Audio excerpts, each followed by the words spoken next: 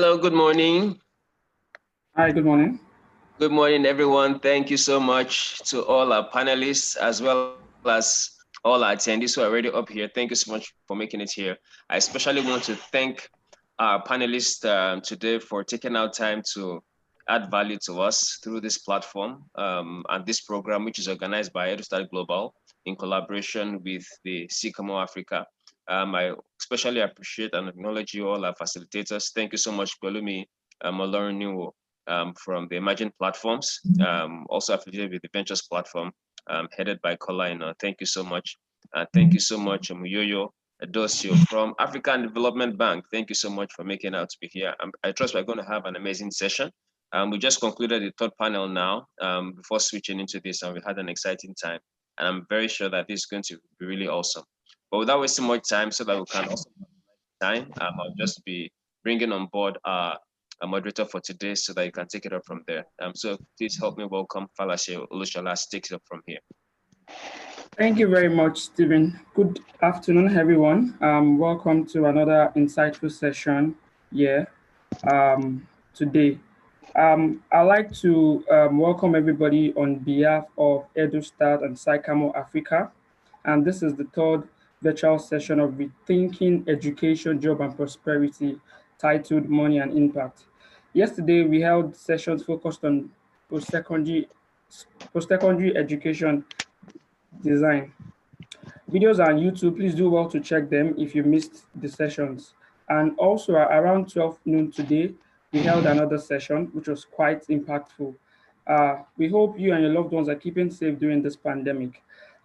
Once again, my name is Olushola. I am the talent acquisition partner in Sterling Bank, and I'll be your moderator for this session. Few quick tips and housekeeping rules. Please note that this event is being recorded, and also all participants can see that their mics are on mute. Only the speakers will be able to speak. And if you are a speaker or you become a speaker during this event, please ensure to unmute your mic, and after speaking, please do mute it back. Also, you can use the chat box to participate in the conversation. Kindly use the Q&A button to ask questions. We are up on all social media platforms at Sycamore Africa and EduStart Global, one word. Please do well to follow us. And also, you can share your thoughts and most striking ideas during this conversation using hashtag Rethinking Education. Our team are on standby to collate all your ideas, and that will form part of our final report to be sent to all our participants and partners. I hope everyone is clear on this. Please, if you have any questions, feel free to directly ask them using the Q&A section. Before we get started with our discussion today, allow me to introduce our distinguished panelists and the dynamics for this conversation. Today, we're privileged to have Uyoyo Edosio in our midst as one of our panelists. Uyoyo is the Senior Innovation and Human Capital Expert, Skills Development and Employment at African Development Bank Group. African development with a current Pan-African project portfolio of 200 million US dollars in digital innovation, higher education science, technology, and entrepreneurship program. Also with us here is Pelumi Ebenezer. Pelumi is the head of project management office at Emerging Platform and is representing Kola Aino on the panel today. The Ventures platform is an early stage investment company, and we are early players in some of the most valuable startups in Nigeria. Pelumi brings experience in researching, experimenting, building and implementing edutech solutions to this conversation. Pelumi, we appreciate you taking time to join us today. Thank you very much. Thank you. You're welcome. So before we get started, today we'll be discussing money and impact. And our panelists will be sharing ideas and lessons from their experiences building programs for young people across Africa. The session is divided into two. We kick off with introductory questions, then we'll have follow-up questions, and the audience can join us via chat. So I'd like to start with Uyoyo on this. Uyoyo, good afternoon. We Good hear you. afternoon.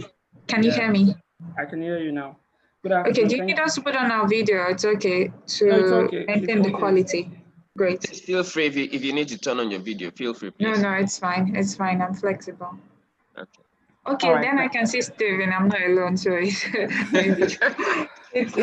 bit weird putting on your video when everyone is up. Okay, Okay. whatever makes you comfortable. Okay. So I'd like to start with you on this. I'd like you to please share with us your experience in funding education projects in Nigeria and African at large. Okay. Thank you so much, EduStart, for this opportunity. It's really a great privilege to share my experience in the continent and Nigeria particularly. Like you rightly said, I manage a very diverse Pan-Africa portfolio looking at human capital. And at the bank, when we say human capital, it means three major things. So we are looking at education and skills development. We look at health and social protection, and then we look at youth unemployment, youth employment and jobs. And so I'm seated as an innovation expert in this team. I'm privileged to work across two broad areas, which are the education and skills development and also the youth and employment bit. Now, my experience in Africa on education and the projects we do. So first and foremost, let me explain how the bank supports education in Africa and what our strategies are. Then I'll go to my areas of support. In 2018, the bank came up with a strategy where we rethought or reimagined education in Africa. There's a statistic out there that shows that only 2% of African graduates are enrolled in STEM, that's science, technology, engineering, mathematics.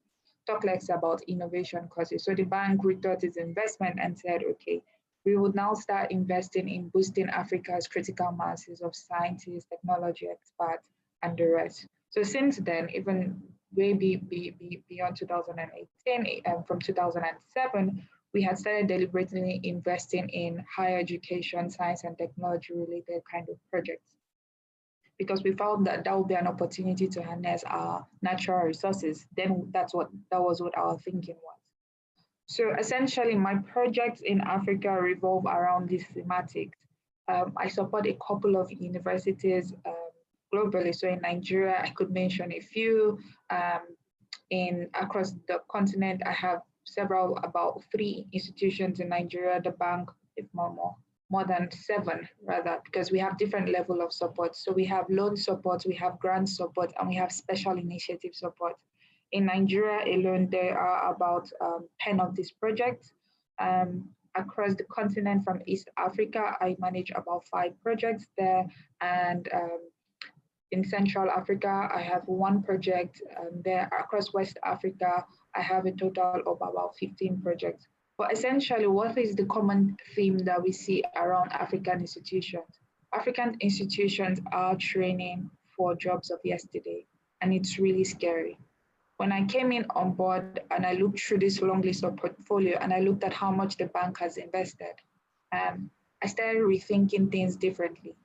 And then thankfully, I graduated from CU. I went through, I asked the management to allow me to perform a restructuring on this project where I noticed that we were graduating youth, in quotes, technology experts in science, technology, but they ended up working in banks, or most of them in non-traditional institutions that were not even relating to their skill set.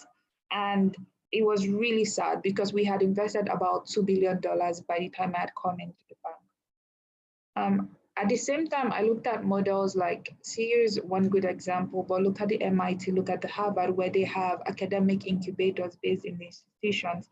And I was asking myself, why has Africa not tested this model? Looking at MIT, I was looking at a research which was trying to estimate the total revenue from all the student-based innovation. That documentary stated that although it happened since 1960, it's over $1 trillion till date. Now let's not talk about the employment rate. So one of the things I have started doing since I got into the bank was now floating this new idea of a triple helix model, which is not new, where academia, research, and also private sector related activity, that's innovation, sit inside the university. So with that, it has been highly successful. I have started implementing this in 6 institutions, and the case is wonderful. Just to give you a case in point, over this COVID-19, 3 of the institutions that we supported with these incubators are now making protective equipment, using their technology skills to make protective equipment, sanitizers, amongst others. I mean, I feel that with this, what the bank's vision will be is, beyond just setting up these incubators, we want to set out in the African market graduates that are almost fully baked. We want graduates to come out not just with a degree, but with some ready of business, not just at ideation stage, but at least you should be almost ready. If your business was good enough and you had gone through your academic incubators in your institution, you should be coming out with at least a minimum funding, a minimum, maybe ready to get a Series A funding. That's the way we look at it. It's an ambitious vision, and that's the type of Africa institutions we are working towards to build. So to summarize what I've been saying is that in the past, we started just by building regular, investing in African science and technology, making research laboratories, increasing research, building patents. Now, the theory of change right now is, how do we promote institutions that are relevant to the African context, especially by building business-ready entrepreneurial students. And our new approach is beyond just raising science and technology experts, is how do we mix that with a bit of innovation. Our silver bullet for this at the moment is using academic incubators. And we feel that to implement this approach, we need a public-private partnership approach. So as the case may be, venture platform is here. They might have even bidded for some of the projects they're applying for, but there's a lot of bidding going on to invite private sector, especially private sector entrepreneurship centers that are making progress, to infiltrate academia, and then let's come up with a model. Because now we're not assuming we know the model that works for African incubator, but we feel that working together, this type of 2 entities working together, we can somewhat prove a theory of change on what would the perfect or what would a workable academic incubator in a university be like. So wish us luck. This year we're doing about 6, but even the ones we did last year have been extremely successful. Very wonderful. Very wonderful. Thank you so much. It's so good to hear about this tremendous thing your bank is doing to support education in Nigeria and Africa. If I may ask, the 6 institutions you've started this, are they in Nigeria or spread across Africa? So we have 1, 2, 3. The 6 institutions we started with, in terms of loan projects, which is a different portfolio, we have 1 institution that is under a loan project, loan grants. We look at loan and grants as one window. So what do I mean by this? Sometimes the government of a country comes to us to take funding directly for this type of institutions. To the institutions, it's a grant because they don't pay for it, but to the government, it's some sort of very it's an overlookable loan, or sometimes even a convertible to grant. So we have 1 institution like that benefiting from that. And then in Nigeria, we have other special projects. Under special projects, these are smaller grants, but in Nigeria, we have 4. So in total in Nigeria, we have 5. But out of the 6, which I was referring to, these are loan/grants heavy projects, Nigeria just has 1. As a Pan-African bank, we have to show objectivity in our selection of and spread. Quite agree with you. Thank you so much, Royo, for sharing that. Pelumi. Hi. Yeah, please, would you like to share your experience in terms of funding education projects in Nigeria and Africa, if you have any? All right. Good afternoon, everybody. My name is Pelumi. I work with Emerging Platforms, who is a part of the group of companies that works with Ventures Platform and Edu Platforms. All right, we started out as a purely technology company.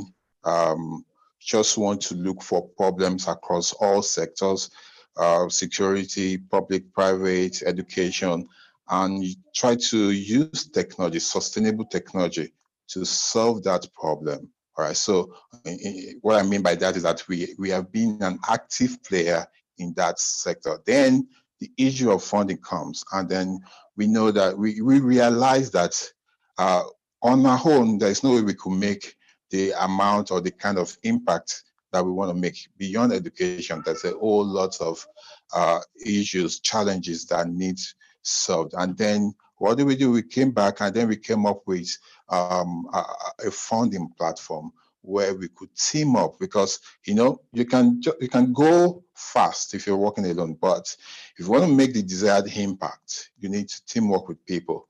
And so Venture Capital came up, and then we team up with founders, right? Not just in a particular sector. Education, we've done a lot in education as well. I mean, so that we could support those with brilliant ideas, those beyond brilliant ideas, those who want to really make impact, who have the grit, the tenacity to want to make impact, and help to fund them. Now we're going to talk about the issues around funding later, but we've realized that funding is a part of the problem, but really it's not the only problem. It's more of systemic. There are all lot of problems. What we have realized in edu platforms, for example, is that there is even no platform to scale up the activities of our academia. So we still, bulk of our students still go into the classrooms. And if you miss a class, what happens? And so we've come up with a platform called the Edu Island, where universities, institutions can adopt what we call blended learning. So beyond just marrying traditional classroom with technology, they can submit their assignment, they can revisit current and past lectures, they can do tests, especially in this pandemic issue, right, where most of the schools are locked down. You could still attend lectures online. You could still submit your assignments online. You could still have your forums active. You could still do a whole lot of stuff. Then come to funding. Funding. The government cannot do this alone. Yes, we know that. Government is the singular most payer of labor. They have the big cash, but then with examples around the world, from the West, even to communist China, you need the participation of the private sector. And so what we are doing beyond just being an active player is to reach out to our colleagues in the private sector to team up with organizations who are willing to actually do something like at Africa Development Bank, to see how we can pool resources, how we can team up to actually support our education system, support founders who wants to play and make an impact in the subset of this education. So for us, it's an ongoing war.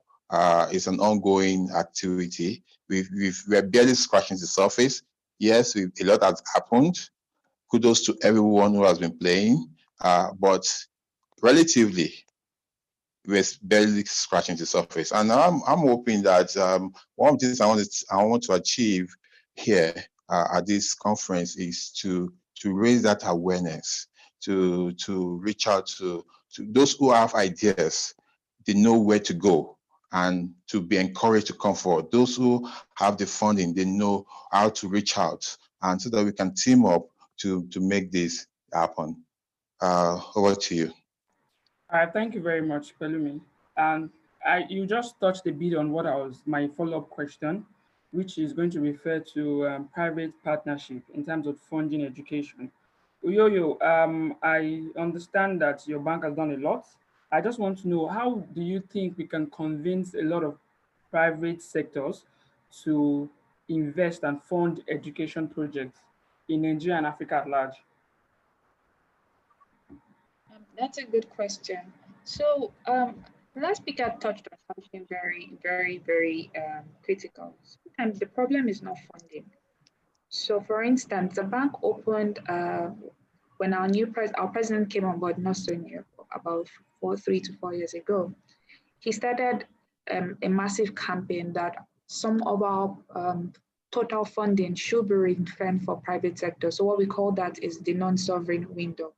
And so traditionally, departments like ours that used to just do public sector funding now have a huge amount, like a certain percentage reserved for private sector. I tell you that since the past 4 years, it has been very difficult to find a bankable private sector institution. And maybe for organizations that like us, that because our financing is below the LIBOR rate, which is very concerned, we have to make sure that we institutions that we finance go through a rigor. But then finding one institution that has the patience or has their record in place so that they can benefit from this financing has been really difficult as an education and skills institution. But you know that there's a bias or there's a perception that education in Africa is not profitable. But we know that there is also evidence that shows that private sector higher education, they have the highest enrollment rate. So how is it that that is not resulting into profit? And that has been a question mark on our head. As a bank, we intend floating a study very soon. In fact, that's something I'm having a meeting to look at the state of private sector funding in private sector education in Africa, because it's an unsolved mystery, because especially for us that looks at higher education. Other donors, they mostly focus their efforts on humanitarian activities or early childhood education. So UNICEF, UNESCO, they'll probably be doing primary education. But we as a bank feel that the nearest to the labor market are higher institutions. But why are we not able to identify institutions that are bankable enough to invest? And this is not just for us. We've had so many co-financers or co-investors that have walked up to us and said, do you have anything? Because investors like us, we have a working group. No investor takes 100% of a debt, except you are very brave. So what we tend to do is that we share around our risk. If a bank takes X%, another bank or another institution that has the debt, we take another percentage, especially in large projects. But then we keep having these meetings, and probably the luckiest has two projects in his portfolio, some have none. And it's something that I think there needs to be an active workshop or some dissemination exercise to help private education institutions prepare for financing. It's very important that and you find that because most of them are sole proprietary organizations, they probably don't think or they don't imagine that is necessary until they fall into huge debt. And then it's too late because their books are not in order. They don't have a good management structure. Even the framework or decision-making governance is flawed. So it's just like from the start, they already started on a bad foundation. I feel like if your organization or there are organizations like that that could help build the capacities of this institution, funding is not an issue. Even commercial banks have in their window an amount to fund. We know that's expensive, yeah, but again, they still have to pass these due diligence criteria. So I think I'll end it there. If there are any questions. Thank you very much. Thank you. Shed enough light on that. So I'll go to my next question. And I'd like to stay with you, Uyoyo, on this. Bold and new ideas require experiment. We all agree that. And bold experiment requires opportunity for failure. Unfortunately, it's hard to get institutional investors to put money in experiments. Bootstrapping isn't really an option too because there are no social safety. So in your own experience, what new funding model do you think we can leverage on for experiments? Okay, so there are quite a few innovative ways of getting financing, but there's always an inertia to it. So that's like a heavy resistance before you enter into that space. For organizations that maybe are education, skills development, or job focused, it's great to have a nice idea, but institutions result beget result. So You can imagine how many ideas that come to the bank and then every other donor. What we look out for is how proven is this result? And sometimes when you come to approach institutions that are big or they have funding, you should not necessarily only be looking to take out financially from them. You should probably also consider, even though you have a financial need, what do you bring to the table of this organization? Because most of the proposals we receive are very one-sided about how we need to help them, how we know the statistics, but we also have a strategy to deliver on. And whenever any proposal comes to any organization, so I speak as development, I speak as NGOs, I speak for any investment-based firm that is serious, they have strategies that guide their investment. And once you do not meet that strategy, you will not get funding, no matter how bright or future-focused your ideas are. So it's almost like how when you're sending those, how do you meet the balance point? Now, some of the innovative ways I would advise that are practical for organizations like yours or like the in education space to get funding. I'll put it in probably two broad categories and how on an approach line. So how would you do this? The first thing I would say is build evidence. Build significant evidence. Test your model where in your community. If you don't have a community, start with the classroom, but you must test it. You must be willing, because before you get investment, anybody's investment, you must put skin in the game. So build evidence no matter how small. Extrapolate your evidence. Write about your evidence. Put it out there, so that when you're coming to us, you're not just saying, I think I have this idea. You're referring to publications. You're referring to your sample test. You're referring to a lot of things. So you have built something in your bag. Second thing is look out for the strategic alignment of this organization. So as a bank, our strategic focus is the high five. So anywhere you hear our president speak is the high five. Anywhere you hear any of the banks is the high five. What is the high five? Improve, light up Africa, power Africa, feed Africa, integrate Africa, improve the quality of life of the people of Africa. These are the things we look out for. And every other organization, I'm sure MasterCard, Rockefeller, a lot of these organizations have their strategic outwards. I know that MasterCard launched Digital Jobs Africa, Young Africa Works. Rockefeller at a point had Digital Africa Works. The secret is that none of these organizations implements their strategy by themselves.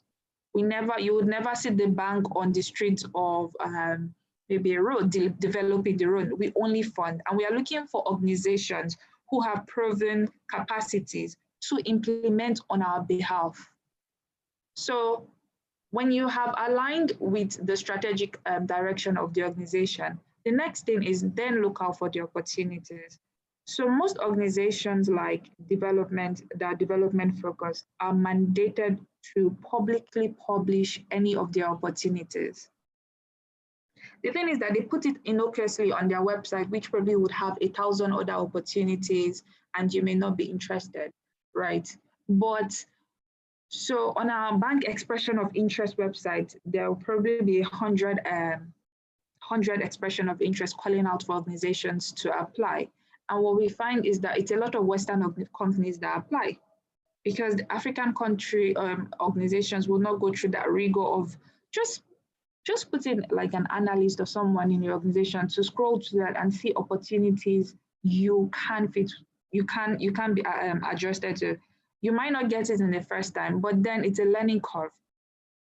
I've seen organizations that have applied almost insignificant, not really insignificant, early stage organizations. When I joined the company, that kept applying and applying and applying. And in their 6th round, they won a very huge contract or huge opportunity to be the bank's implementing agency. It's just that you need to keep up with when you're applying for such opportunities with organizations like ours or any donors, excellence is key. Even though you're a local organization, you cannot give us a local just anything. You really need to meet the excellent standards of the world. If not, you're standing up, and most of our opportunities are globally competitive, but then there's always a clause that gives better consideration to African firms. Even with that extra pushing, African firms find it difficult to meet that quality standard. The second thing I would advise is, I know Nigeria is a great place, but look at spreading your regional or continental tentacles. It doesn't mean like you have to go and work with UK or work with, it means like, look at maybe establishing alliance with a similar organization in Ghana or in Rwanda, or in, so that you have more breadth and reach. It might not be even setting up a branch. It might just be having affiliations. These things give organizations like us comfort to know that you're not just seated in that country, only submerged in the problems of that, but you're also aware of topical issues around the continent. And I found that organizations that do this are most likely suited to get opportunities from us. Our opportunities come in different ways. So last year there was an opportunity for Africa. We received some grants to invest in any firm that is giving or that has an innovative solution for digital financial inclusion. That was a very huge funding of about $235 million.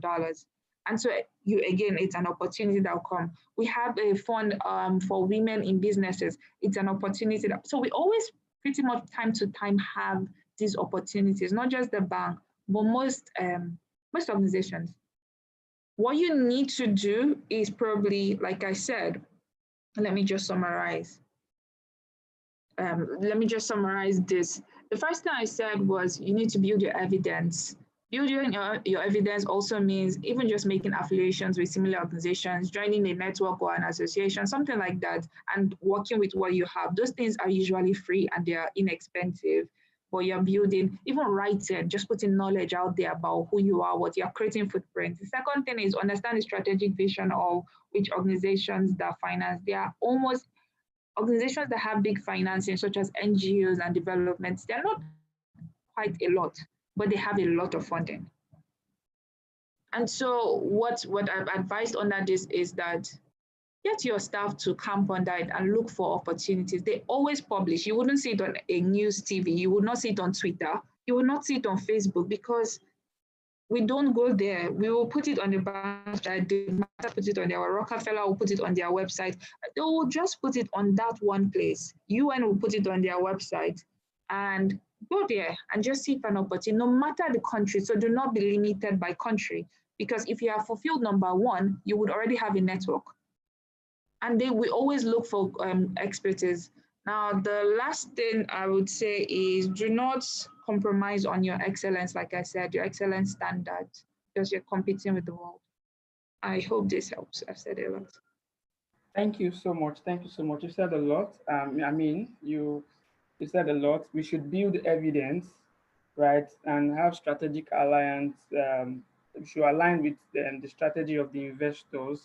And also, you mentioned how we should build affiliation and partnership with people outside our locality. Thank you so much. Pelumi, would like Hi, to have Shola. your Yeah. thought on this also. Oh, yeah, sure. I could agree with Yo-Yo, right? I'll give my own experiences as well. Playing, like I said earlier, we play two parts.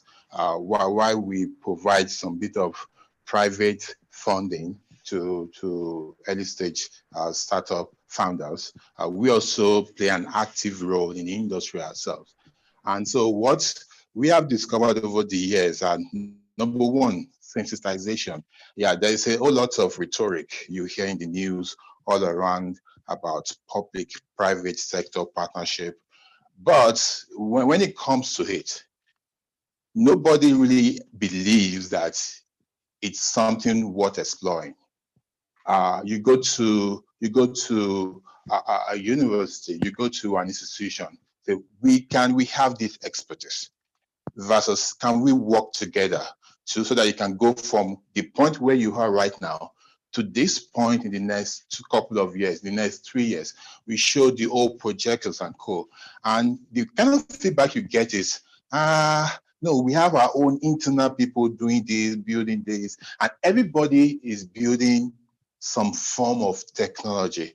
Whether it's meeting the need, that's another thing. So the sensitization I'm talking about is for people to know that to move ahead, really, to make the impact, you need partnership, right? I'm not just talking about private and public institutions, even the private institutions that have this sole proprietorship kind of mentality. So it is this person's thing.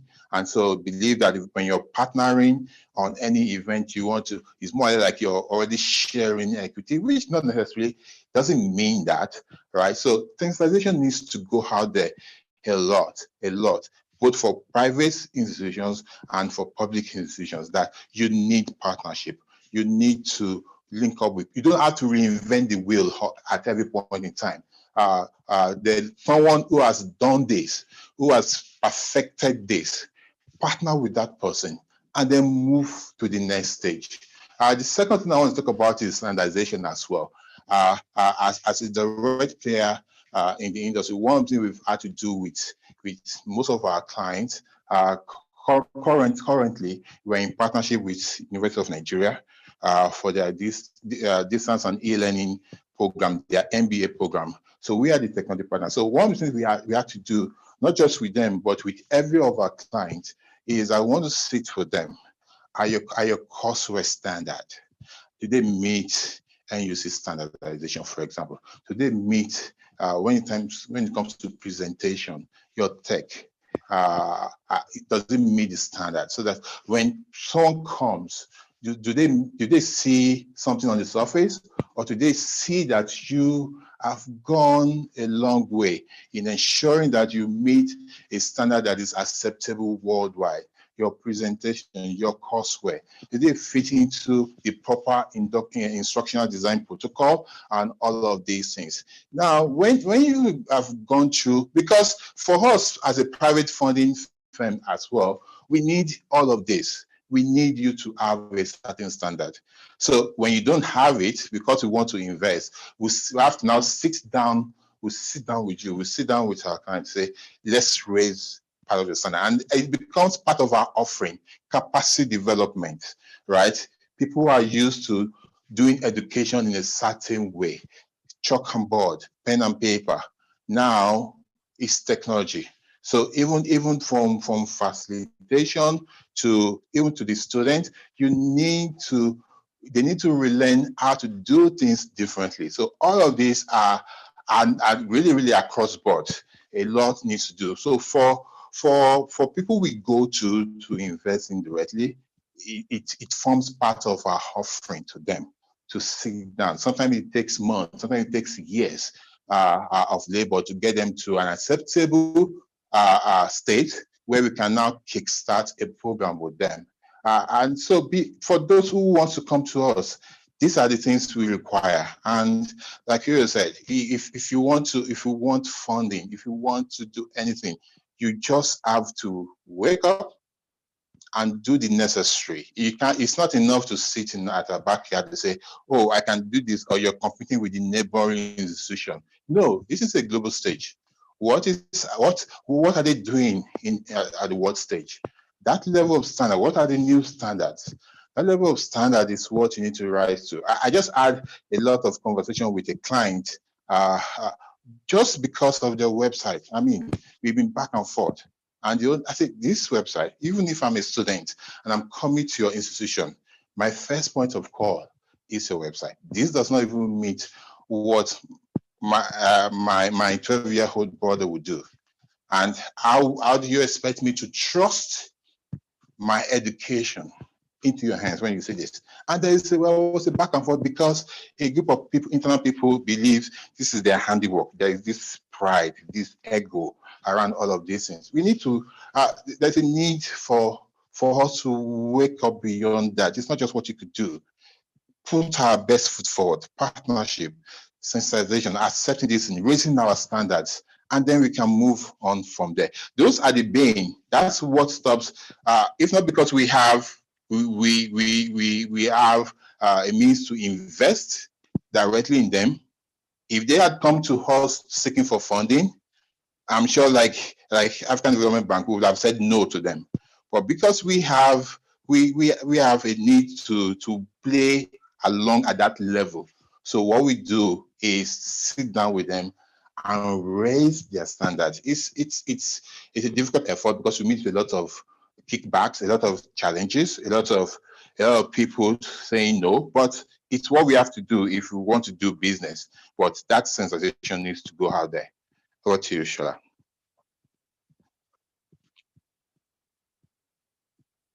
Thank you very much, Pelumi. Thank you so much. That's been quite insightful also. So I'll go to the next question, and this is for you, Yo-Yo.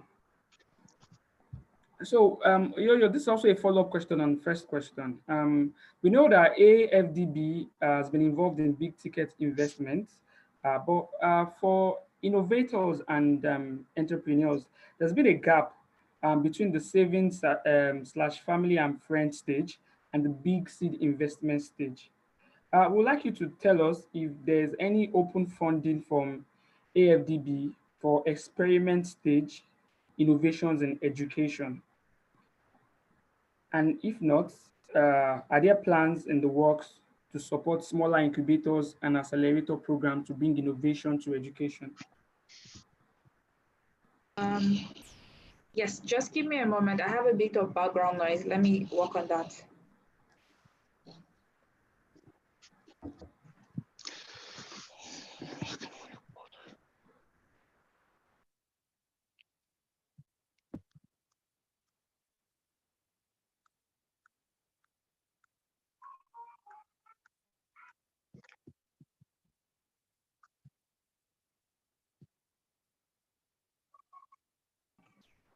Hello? Can you all hear me, please? Yes, we can hear you. My kid is crying in the background. So it's interesting. Okay, so when you talk about that missing middle funding, it's indeed a thing in Africa, especially where you either get that early stage funding from family and friend, which is like love seeds, or you just wait till a big ticket or your first Series A funding. The problem we face as organizations like ours, and maybe even similar, is that we were not built to support smaller tickets. A bank was built traditionally when it was first enacted, and most organizations like this, to support those large road projects, energy projects, which start up from like $30 million and above. And so even the processes in the bank and in organizations like ours have found it very difficult to evolve to this innovation. How do you explain that technology, with the advent of technology, you can just fund an idea which has no infrastructure backing, but everything is soft-based? It has taken a long journey for development institutions to embrace this new wave of change. And we are not the fastest, we are in fact one of the most reactive. Because of our size and the kind of level of financing we manage, we have to be very careful. Bigger organizations are much more careful. But what we have been doing in the past few years, I'll explain some of the instruments we have and our strategy is. But before I go there, let me just explain. Because we have an African mandate, right? It's very difficult for us to support that middle ticket. It's micro level work.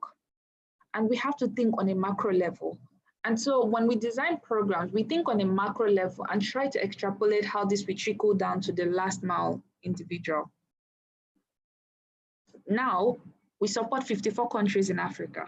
And each of those 54 countries in Africa have their whole startup and innovation ecosystem in different cities. Nigeria alone, you look at Lagos, you look at what is coming up in Abuja, you look at the East, you look at, that's another buzzing innovation system. We have only so much human capacity and stretch to support. What have we started doing? The bank uses a fund of fund mechanism recently. So we've launched a lot of strategies. There's the Boost Africa. We have our entrepreneurship lab. We have a lot of innovative names now that are making finance work. We have innovative trust. And while we acknowledge that we can't start lining up enterprises and say, here you go, here's 250K, here's 100K, because we will not be able to. The bank is not built like that. we can work with funds and be a funder of funds.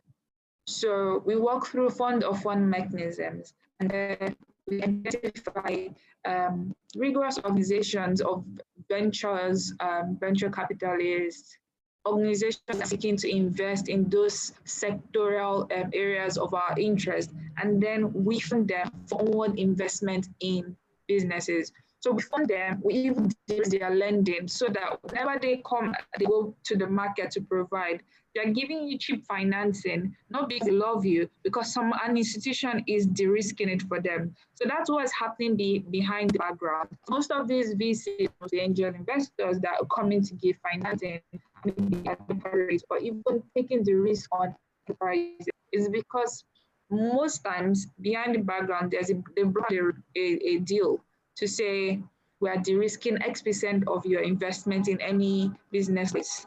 And so that's how we come in. Another way we sort of finance that missing middle, it happens very rarely so often, but we would no, we will not give cash directly. We would only provide maybe like technical support if it's a smaller organization, so smaller missing middle. So for instance, we had a recent challenge, Young Africa versus Challenge, on and encouraging youth-led ideas and promising a funding. So those type of things where we'll provide linkages, right? We'll provide linkages between a bright youth idea and an investor that is looking for that. As a bank or big institutions like us, we cannot unfortunately directly fund the middle. We can create effects like giving to a fund, giving to fund managers, giving to private equity firms, and give them a specific mandate. Okay, lower your barrier rate and we will give you a risk investment. Even to the government of countries, we can say, can you make available X% of loans or free grants to your country's youth? And we will give you this grant in return. So what you would hear is, my government is giving me a grant, but essentially what happened behind the scenes was that it was the bank trade project that gave the government that funding, and hence the government is giving it to the people. That's what happened. Okay, thank you so much. So the bank doesn't directly do the funding, right? In essence. Hello. Yes, in essence, we don't directly invest in that missing middle. Yeah, but what we do is that when we fund, we design the project end to end in such a way that once it's followed, it will ripple to that last mile individual and provide this funding. Thank you so much. So I'll move quickly to Pelumi. On this. Yeah, Shola, I would like to react to that from our point of view at the Ventures platform. One of the offerings we give to our founders directly is, aside from investing in them, is to also raise them and prepare them for bigger ponds, like the African Development Bank, like YC Combinator and Co. Right? So those who could not just go at that higher level, when they come to us, we work with them to meet that standard. We've had a number of our startups have gone ahead to enter Y Combinator and Co. Right, and there's still also, apart from this set of people, there is this other large pool that's they don't even meet our own standard at this level. So what we do we just turn them back? What we do is we call them in. We might not invest in them directly, but we give them trainings, we give them grants, just to support them and to watch them grow and hold them on some things. Watch them grow. If they now rise up within a short time to meet our own standard, then we can now invest in them and continue the work we do with them. A good example of this category of people is the current COVID-19 intervention we had in conjunction with NCDC, where we called people from the general public with ideas about how we can all together as a community tackle the effects of the pandemic. Those who were successful with that, we gave them a grant of $1,000. Now, $1,000, yes. I mean, give them a grant of $1,000. We gave them trainings. We gave them. We're still working with them, right? So if this set of people, if they grow enough to meet the standards set for us to invest in them, then we'll take them to that stage. But those things that bigger funds like African Development Bank, like White Coordinator cannot address, we are there to work with the community, try to help them grow, raise the standard, move their business forward, try to help them make the necessary impact. And if they stay with the program long enough, yeah, they will mature enough to access bigger funding. Those are the things we do at our level, at the community level. Over to you. Okay, excellent, Pelumi. Thank you so much for sharing that. I'd just like to follow up with this question. So I know you've been involved in a lot of edutech solutions for several clients, especially the National Open University, like you earlier mentioned. In all of these, your solutions that you've been carrying out for your clients, how have you been able to fund this? I would like to know the categories of where the fund has been coming from. Has it been from the customer, the government, or there's just sole emerging platform risk? I can tell you it's purely private funding. It's purely private funding from funding from our company, from funding from our partner, funding from partner VCs, funding from individuals, friends and family. That's major. Now, once we work with them and then they needed to move ahead and they now have proof of concept, they have revenue, they've been playing in the game. It is at that point in time, they become attractive enough to attract bigger funding. But most of our clients, most of the projects we have handled, it's been purely because we have a passion to actually work in this space. And we know that people, if we have the right set of people with the right set of ideas, now those two must marry because it's not just about an idea, or ideas are, permit me to say, 1,000 a dime. I mean, or a dime 1,000. Ideas are anybody can have an idea, but the people involved, do they have the grit, the tenacity, the passion for it? How far do they see their solution? Is it just a solution for the location they are in? Or is it just a solution that can scale across Nigeria, that can scale across West Africa, that can scale across Africa? Are the founders ready, or are they seeing that vision, that ability to scale that idea to that level? Are they willing to? Now, all of this comes together, right? And when we have the right combinations of all of these things, then we put ourselves together. These guys, they are what to invest in. They are what to bring them in, and then we support them. So to answer your question directly, for us at that level, right? Because mostly there is no proof of concept. Mostly they have not gained enough traction. It's purely private funding. Yeah. All right, thank you very much, Pelumi. I'll still like to stay with you on this. Our time is fast spent, so we'll like to wrap this up quickly. But I'll like to stay with you on this question. Okay. Innovators and entrepreneurs seem to be scouting for funding and investment to pursue in building the future. I like, from your own angle, what do you think is the perspective of the funder or investor in Nigeria? What exactly are they looking for and why? All right. From my experience, we've met, trust me, we've met a lot of people with different mindsets. Mindset is key. So I must say, somebody just needs money. Somebody thinks, oh, this person is not riding a car. So the next thing is, I need an idea so that I can raise some money. None of our funders have been through what I'm about to say, but we've had cases, right? With all the partner VCs around the country where you invest in a founder, right? The next thing is moving to Lekki with that fund. Now, that's a mindset problem. And so for us, so that's a category of people who do that, who feels the purpose of business or setting up or having an idea of setting up a business or seeking for funding is to raise their personal standard of living. We have a category like that. But we kept teaching and we'll continue to do that. See, if you're a partner, if you're a founder rather, and you want to move your business, you want to make the impact you want, you have to, beyond just ideas, you have to work on yourself. Now, entrepreneurship is just a ploy.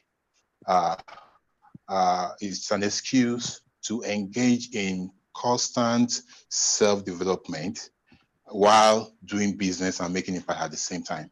So do you as a person, we tell our founder, you have to be committed to daily personal development. You have to have the grit.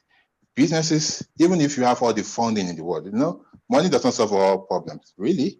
You can't throw money at all the problems, really, right? So even if you have the funding, you're still going to face with challenges, right? Do you have the passion, enough grit to stay by it? So there are founders with different ideas, different reasons why they are into the business.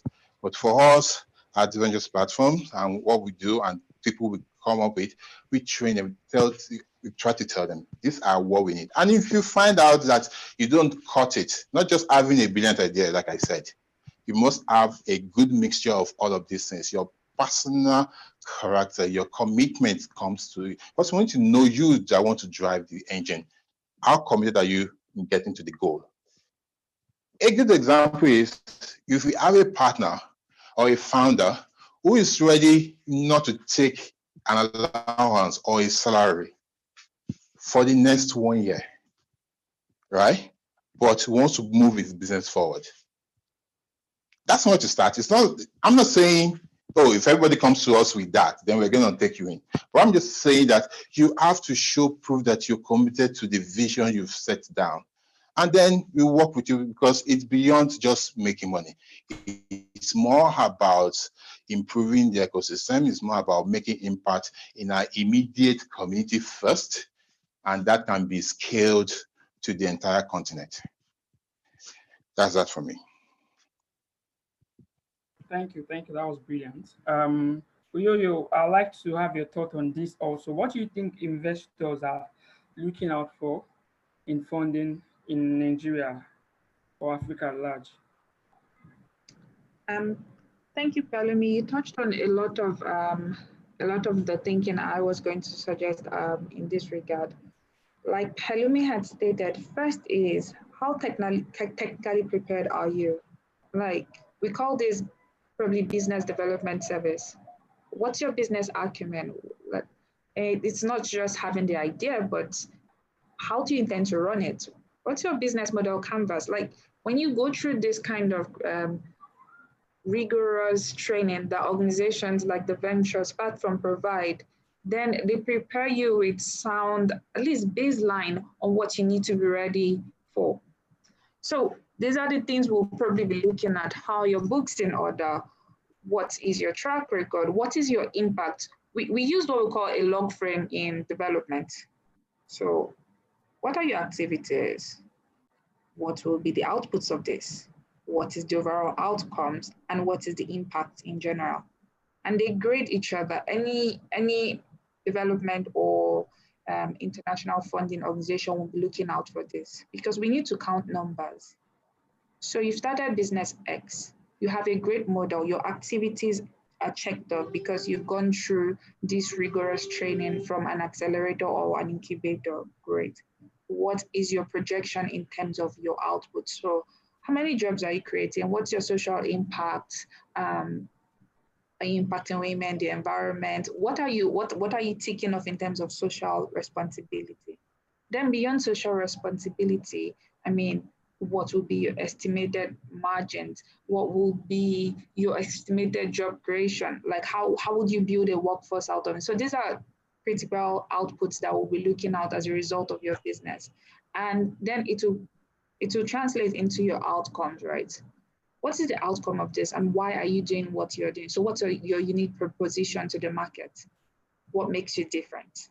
And if you can't tell us that, then you'll be able to know, okay, the impact of my business will be XXX and this. So if you look at I'll give Andela as an example. This is for no marketing reason, just simply for example purposes. Before Andela arose, there were a lot of training, ICT training organizations, but then they had clear purpose and they had like a clear impact statement where they were going to take Africans, especially like those that had graduated underserved communities, and train them to become like workforce of, to build them in future-ready skills. Because one of their principles was that talent is evenly distributed, but opportunities are not. Now, if you haven't found out with that sort of clarity in terms of impact, it's not difficult to obtain social financing. And maybe to backtrack, I must tell you, there are two different types of financing that you can get in the market, or there are even three. You can get social financing, which is philanthropic money, grant seeds, the one like the $1,000 he was talking about, but you could even get bigger than that. There are lots of financing like that. And what they look out for is, what's your social impact? How are you solving critical problems like gender, climate change, healthcare? What is that? Then there's totally for-profit investors where we look at, what's your revenue model? Is this sustainable? When would you start breaking even? And how sound was your business development training? What's your governance structure looking at? Your staff strength, your organization is as good as your staff strength. So what is even the experience of each one of those key core staff members, like Pelumi has added? What is your projections? Like, how do you plan to scale? Those are all profit metrics. And then there are organizations that are quasi-social impact and quasi-profit, which is like my organization. So we sit in that middle, where at the same time where we are looking, we're not so for profit, but at least you must break even. We're also making sure that your social impact.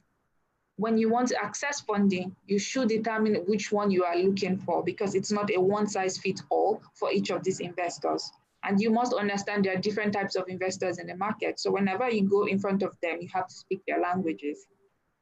And so if you can go through a sound business development training, and then when you start mapping your different potential investors and you find that you can group them into these categories, then make proposals that fit them and speak their language. I've alluded to that in some of the first few points I mentioned. If you meet their strategic direction and etc., you should be well set out to receive at least maybe a first consideration meeting at the barest minimum if you follow these guidelines. Interesting. Thank you so much. So basically, tailor your proposal to the investor you're trying to meet. That's wonderful. Thank you so much, Royo. I actually have one question, and I know we've been talking about funding. In as much as you said, funding is really not the most, it's not really the biggest challenge in Nigeria and Africa at large. I'd like to have your thought on this. What do you think is the most important project in education? You know, education, every aspect, there are different aspects in education. We have the curriculum, we have infrastructure, training and development. What do you think is the most important aspect that we should channel our funds to in your own?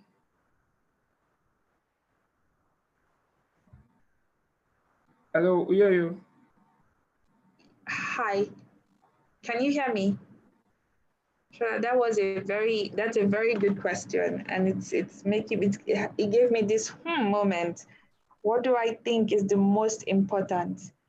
Do you mean most important in terms of critical, or most important in terms of highly urgent?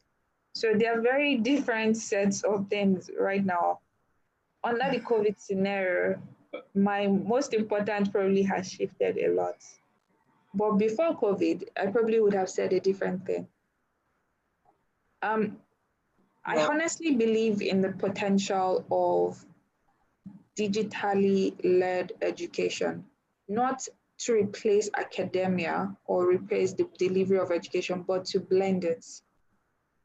Many of us that pass through the Nigerian system can attest to the fact of how we learned more from reading online or reading materials through using collaborative approaches than sitting in the four walls of the classroom.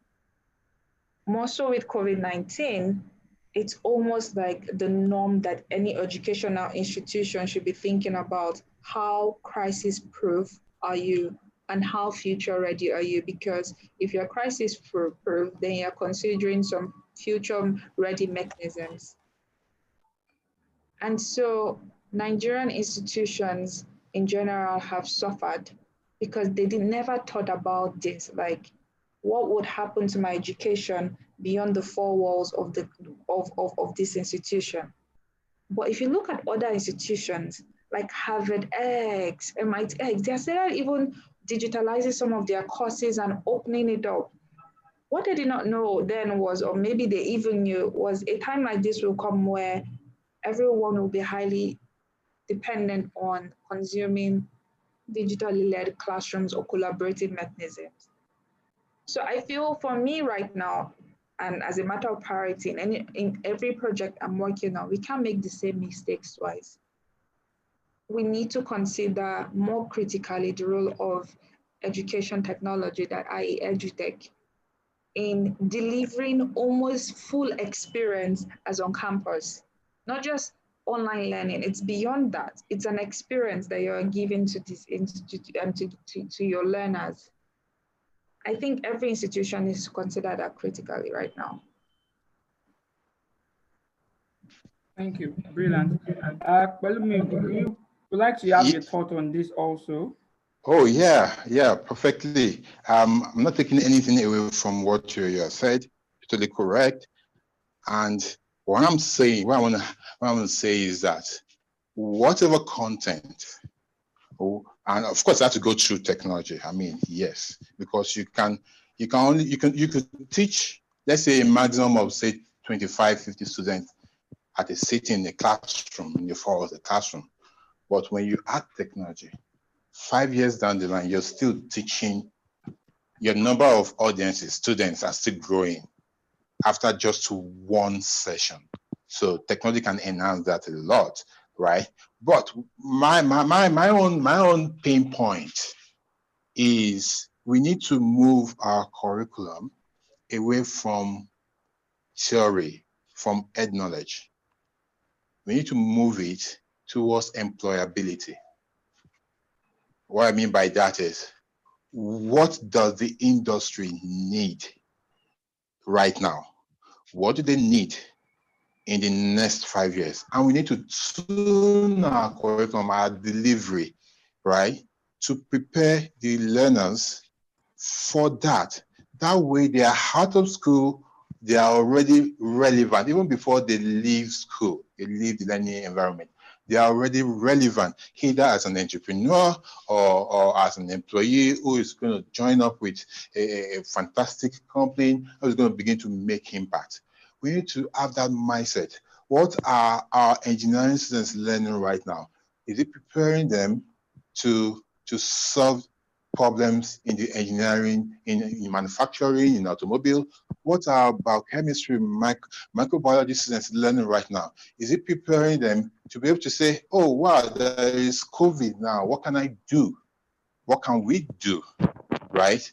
We need to change the curriculum, the content itself, to fit what problem the society is trying to solve. So we don't have a computer science graduate who is out of school, but has to now start learning all over again how to be relevant in that space. No, we need to build for relevance. We need to prepare our learners for employability. And it goes beyond, it goes far more than just the technical skills. The soft skills is also as important. In fact, for me, the soft skills are even much more important. If I sit before at an interview panel, right, I would most times pick someone who has the required soft skills, because technical skills can be learned. can be trained. But soft skills, character, ethics, they can. Right. Those sets of entitlement we need to throw away totally. So we need to just find a way to prepare our learners for both technical and the soft skills, but in a way that prepares them so as fresh as soon as they are out of, even before they are out of school, they are already relevant to what the industry, what the companies need, what the industries need, and they are there, are ready to take on the challenges of the community. That's the difference between this climb and the other climbs where you say, oh, somebody is a dropout, but it's making waves in technology, is doing this. Don't just say somebody's a dropout. You have to look at the quality of what that person has gone through. He has gone through and he has been able to got to a place where he can take everything he has gone through and apply it and solve the societal problem. And that is the change that we need to make in this climb. Over to you. Thank you so much, Pelumi. Thank you so much. You really hit the nail on the head. And I quite agree with you. I mean, right now we're already talking about skills that will be relevant in the future. The question I keep asking myself is that our institutions, our educational institutions, are they preparing students with these necessary skills that will be relevant in the future? Are we still stuck to the old skill set we're teaching them, which is still the same issue today? But I mean, you're totally spot on. We really need to start to build for the future, and we need to start now. Thank you so much. It's been an insightful conversation, and we've learned a lot. I particularly have learned a lot in the area of knowing what investors are looking for and how to approach and get investors to fund innovations. Thank you so much, everyone, for joining us. At this point, I would like to hand over to Stephen. If there are no questions from our participants. Thank you so much. Thank you so much, Shala, for what you've done. Thank you. And thank you to our panelists for the things that you shared. Really insightful. I also learned a lot. You're not the one who learned, and I believe our attendees also learned. Thank you so much, Yo-Yo and Pelumi. Deeply appreciated. I know our time is past, but I would like us to attend to some questions at the Q&A section. So can you just refer to that section and let's see? Oh, both questions seem to be addressed to you, Yo-Yo. Can you see it? Great, let me look at that. By the same person, David Oweyemi. Okay, yes. Hello, Yo-Yo. What have you found as a critical component that must go hand in hand with funding? Go ahead and read out loud so that the attendees can follow you. Okay, so the question for me is, hello, Yo-Yo. What have you found as the critical components that must go hand in hand with funding for your funding interventions to be effective? Okay, and the second question is, Yo-Yo, could you please share the requirements for accessing private funding for private institutions? Okay, great. Two wonderful questions. Thank you so much, David. So what are the critical components that must go hand in hand for your funding interventions to be effective? So if you recall from my discussion, I stated this whole log frame scenario. The log frame was developed by USAID, so that's the US funding agency, and it has been adopted by everyone in development or even funding like project development organizations. And what it helps us do is break up how our activities, so first you start off with an overall impact of what you're doing, and then it trickles down to your outcomes, your outputs, and your activities.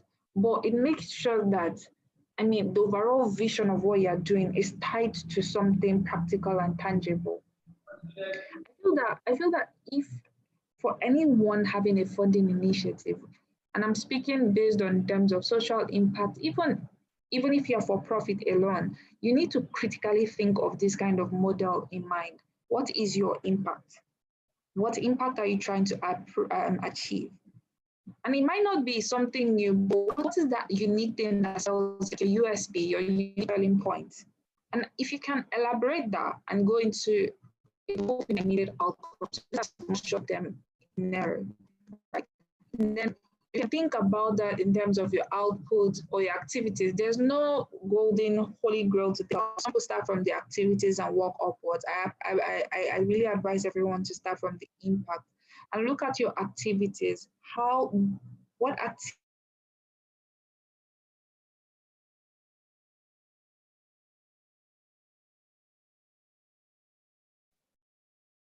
Hello, are you still there?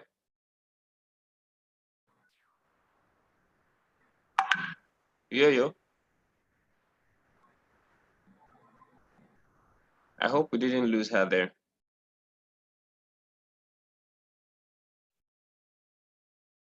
Okay. Pelumi, are you there? Yes, I'm here. I'm here. I'm sure you can see the questions as well. Since we have a few questions, I think we can also share from your perspective as well on what you think about the questions addressed to you. Okay. So let me take a stab. So the first one is sorry, I dropped off because of my internet. Okay. So let's allow you finish, then we'll hear from you at Pelumi. Okay, so just to summarize quickly, what I was saying is that whenever I receive a proposal or we are looking at funding investment, we're looking for what's the uniqueness or what is the potential of this, what's the impact of this investment, how solid is it, how innovative it is. Once we can prove that, we are looking at then what will be the outcomes, what will be the outcomes or an output. How many jobs is it going to create? What's the social impact on the environment? How many youths are going to be empowered? How many women is this going to empower as well? Like we look out for all those metrics. A lot of development organizations look out for that. How is this going to improve if it's in the digital world? How is it going to help digital financial inclusion or help in some ways the vulnerable? And this is for social impact solely.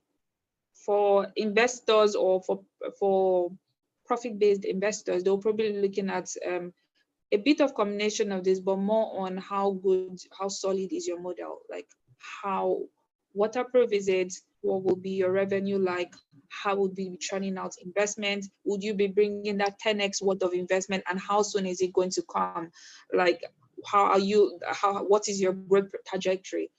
And so when you look at that, it would then boil out to what are your activities? So how are you going to structure, how are you structured, or how are you already structured to achieve all these things you said? And then we'll be looking at weak points, like is the governance mechanism even solid? With his current team composition, can he even achieve what he says he will do? Has he done, does he have any, or does this business have any track record or something to give us comfort that they know what they're doing? And lastly, has he done his assignment on the organization that he's even applying to know what we are looking for? So these are some of the areas we look out for. Which I can't see currently. If anyone can read it, because I've had to switch to my let me read the second one for you. Can you hear me? Yes. Okay, so David is also saying, could you please share the requirements for accessing funding for private institutions? Okay, so David, if you have an email address I could share with you, it's a very long list, I must tell you, because I can share with you. David, I would reply to EduStat Global, and it's really even commonly available. So let me clarify. Anyway, by the way. Yes, I would share with you. It's also a graduate of Covenant University. Oh, great, fellow Eagle. So David, if you because we're a bank and our rates are below LIBOR rates, which makes us and we have a AAA rating, it's very, very extremely concessional, literally almost next to nothing. And then our patience period or durations usually exceed 10 years, between 10 to 15 years. That's what we do, and 5 years grace period. So you see, we have the bank is that has the breadth and the depth to consume significant risk and take a larger duration, not necessarily significant, but basically more than what commercial institutions can. We tend to be very careful that the organizations that we are funding is not going to distort the market rate. So we're not out competing the commercial bank, because imagine us with our debt competing with commercial bank, it distorts the market. Hence, we typically look for projects that are of a ticket size starting from about $30 million. That's for loan projects. And then if we were to consider equity investment, we can go a bit flexible to give equity of within $5 to $10 million. Considering that the equity size must at least be 3 times bigger than this, because we wouldn't consume 100%. We don't want to be your sole equity investors. But then there's another list of long list, is quite exhaustive, like your audited financials, all those things. I could share that with you. And yeah, feel free to reach out to me if you want further details. Thank you so much. This is quite brilliant. I'd like to give opportunity to Pelumi to share his thoughts as well. All right, I'll put both together, whether you're a private institution, when you come to us, there are basic things we need from you. Number one is we want to know about your idea. Tell us your idea. We want to see if this idea is really solving the problem it's saying it's going to solve. We want to see if this idea can scale, as I mentioned earlier. I want to see, is this idea, can it scale to beyond Lagos, for example, or beyond Abuja? Can it scale nationally? Or can it scale the entire continent? Or can it scale beyond the continent? So we always want our founders to think solutions to what problem. Of course, starting from your immediate circle, right? Right, okay. So that's number one. Number two is we want to know the quality of the founders. You yourself, do you have the passion? What's really driving you? We want to find out more about you. Is it just a way to meet your own, or to make your own ends meet? Do you have the passion, what it takes? Do you have the character to see through the goals you have set out, the impact you want to make? Do you have the grit to stay? Because businesses, it's a bell curve, right? It goes all up and down, irrespective of money. It goes up and down, right? So when the downturn comes, do you have what it takes to stick by your business? That's more of the person, the character of that person. Okay, are you willing to go? Are you also coachable? All right. We've had situations where one of our Elicit founders who said, based on what you've told us, your clients are on the street. So why not just go out on the street, meet random people, get their feedback, to even know if you want to play? And it wasn't. You couldn't do it. All right. So how do you want to reach your people? I mean, based on everything you put together, your people are on the street. They are not on the internet. They are not on the internet. They are not on Twitter. How do you want to reach them? So it now became a matter of, how can I be just walking on the street and be calling on strangers, and some people will be turning me down and all of those things. If you're not ready to do what it takes for your idea or business to succeed, you're not ready to run the business. So we need to know more about you. So when we see all of these things and the right mix comes, then we can bring you in. We have some form of tolerance, right? We'll sit with you, we'll sit down around your product market fit, your governance structure. We'll walk you, we'll train you, we'll help you build that structure, that framework, gather that revenue to make you attractive to the bigger people, like I talked about. Like if we need to reach out to Africa Development Bank, if we need to make you ready for Y Combinator, we'll do all of that for you.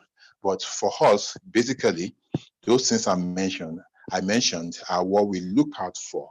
And if you can meet them, just go on our website, apply, and then we'll start talking. That's that for me.